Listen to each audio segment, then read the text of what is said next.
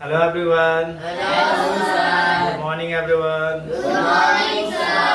आज है 4 अगस्त है ना? क्या है? 4 अगस्त। 3 अगस्त कल था। कल हम लोगों ने पढ़ा था फ्यूचर टेंस का first part simple future tense. आज पढ़ेंगे second part future continuous tense. क्या पढ़ेंगे? Future continuous tense. जैसा कि हम लोग को पता है कि टेंस के टोटल 3 टाइप्स होते हैं। पहला होता है प्रेजेंट टेंस। क्या होता है? Present tense. दूसरा होता है past tense. Past tense. Third होता है फ्यूचर टेंस। Future tense. आवाज आना चाहिए। फर्स्ट होता है प्रेजेंट टेंस, फर्स्ट होता है present tense. Second future tense, second future tense. Third third past tense. Past tense. Actually में पास्ट टेंस दूसरा होता है। चलिए कोई बात, चलिए फिर से ना रिपीट करेंगे। बोलिए present tense, present tense. Past tense, past tense. Future tense. Future tense. Future tense का फ्यूचर टेंस का सेकंड पार्ट पढ़ेंगे सेकंड पार्ट पढ़ेंगे। Future continuous tense. Future continuous tense. Future tense को पहचानने का तरीका है, फ्यूचर टेंस को पहचानने का तरीका है इसके सेंटेंस के लास्ट में इसके सेंटेंस के लास्ट में रहा होगा, रहा होगा, रही होगी, रही होगी, लगा होता है। लगा होता है। सुन के नहीं बोलना है, देख के बोलना। आराम से देखिए, समझ में आया? पढ़ना सीखिए। समझ में आ रहा है ना? Yes sir. आप 2 क्लास के 3, 4, 5, 6, 7 के बच्चे हैं, लेकिन देख के पढ़ना सीखिए, सुन के बोलना मत सीखिए। समझ में आया?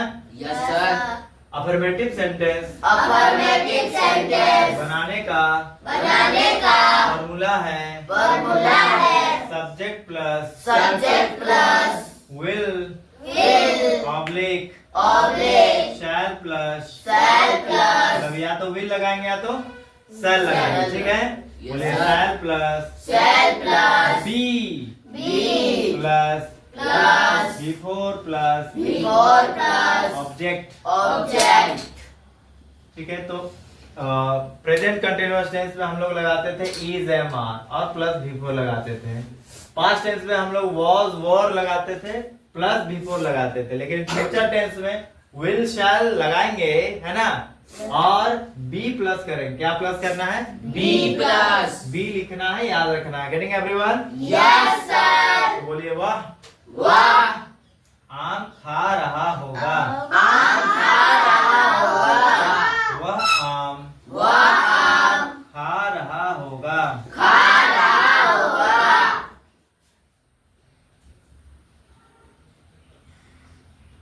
वह आम खा रहा होगा। वह आम खा रहा होगा। ठीक है? Yes sir. तो वह आम खा रहा होगा बोल रहा है, तो वह हम लोग को सब्जेक्ट लगाना है। मतलब फॉर्मूला में सबसे पहले क्या लगाना है? सब्जेक्ट। क्या लगाना है? सब्जेक्ट। ध्यान दीजिए सभी बच्चा, पहले क्या लगाएंगे? सब्जेक्ट। सब्जेक्ट। यहाँ पर कौन है? सब्जेक्ट मतलब होता है काम करने वाला। तो यहाँ क्या काम हो रहा है? खाना खाने का काम हो रहा है। और कौन खा रहा है? वह। तो वह का इंग्लिश क्या होगा? He। क्या होगा? He। क्या होगा? He। बोर्ड में ध्यान देना सबको। अभी लिखना नहीं है, कोई बच्चा नहीं लिखेंगे। ध्यान दीजिए, सीखिए, समझिए, उसके बाद लिखिए। ठीक है? बोलिए ही। अभी के साथ या तो विल लगेगा या तो शैल लगेगा। कल जैसा मैंने लगा कि शैल सिर्फ आई के साथ लगता है और वी के साथ लगता है। बाकी दुनिया का कोई भी सब्जेक्ट है क्या लगा देना है? Will। क्या लगाएंगे? Will। लगाएंगे। क्या लगाएंगे? Will। क्या लगाएंगे? Will। विल लगाएंगे। तो बोले he will, He will। He will. He will। अब क्या लगाना है? Be। तो बोले he will be. He will be। अब बिफोर लगाना है। बिफोर मतलब वर्ब का चौथा रूप, फोर्थ पार्ट। ठीक है? यस तो वर्ब यहाँ पर कौन है? खा। कौन है? खा। खा। खा रहा होगा। तो खाना इज अ वर्ब। तो खाना का इंग्लिश क्या होता है? Eat। क्या होता है? Eat। Very good. तो ईट लगा देंगे और आईएनजी लगाना है। तो क्या बन जाएगा? बिफोर। क्या बन जाएगा? Before। बिफोर बन गया। बस मैं Yes, sir। He will be He will be eating. eating। Last में बोला ऑब्जेक्ट लगाइए। क्या लगाने बोला? Object। ऑब्जेक्ट। यहाँ पर क्या बचा हुआ है? आम। क्या बचा हुआ है? आम। He will be eating He will be eating mango. mango। समझ गए? Yes, sir. तो ये था हमारा अफर्मेटिव सेंटेंस। क्या था? Affirmative sentence. अब हम लोग बनाएंगे नेगेटिव सेंटेंस। क्या बनाएंगे? Negative तो sentence. बोलिए नेगेटिव सेंटेंस बनाने के लिए Negative sentence बनाने के लिए क्या करते हैं? क्या करते हैं? जो जानते हैं वहां हाथ उठाइए।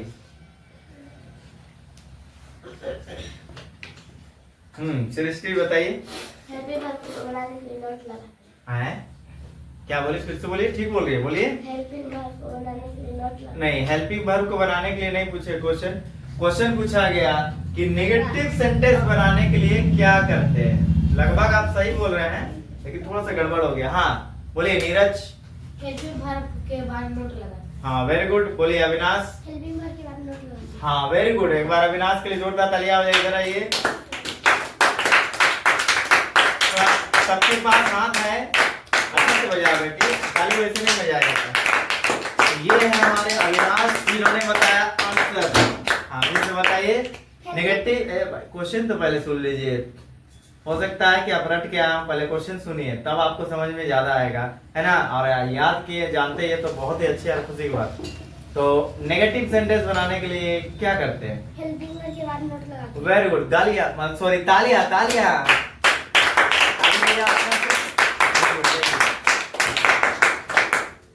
बोलिए ही विल। अब ही विल के बाद क्या लगाना है? क्या लगाना? हाँ बोलिए। फोन आ रहा है। किसका? का पता? छोड़ दीजिए। He will not be eating mango. सबका आवाज नहीं आ रहा। मैंगो। सभी बच्चा का आवाज आना चाहिए, मुंह बंद नहीं करना है, बोलना है, ठीक है। बोलिए अब इंट्रोगेटिव सेंटेंस बनाने के लिए Interrogative sentence बनाने के लिए क्या करते हैं? क्या करते हैं? कौन बताएंगे? हाथ उठाइए। हाँ इधर आइए राज, आ जाओ जी, बताइए हमारे व्यूअर्स को क्या करते हैं। थोड़ा स्माइल आ चेहरे में। हेल्पिंग वर्ब को उठा के पहले लिखते हैं, लास्ट में क्वेश्चन मार्क। हाँ हेल्पिंग वर्ब को उठा के। अच्छा ये एक्चुअली में शाहरुख खान की तरह एक्टिंग कर रहे थे, हमको तो पता ही नहीं। वेरी गुड, गुड एक्टर, शाबाश। तालियां बजाए सभी बच्चे, ताली बजाए सबसे। देखिए कितना अच्छा ताली बजा रहा है वो अविनाश। सब शांत हो जाइए, हट जाइए, रुक जाइए। हाँ बजाओ। वाह, आप बजाइए, बजाइए, बजाइए बेटा। ताली आवाज आना चाहिए ऐसा।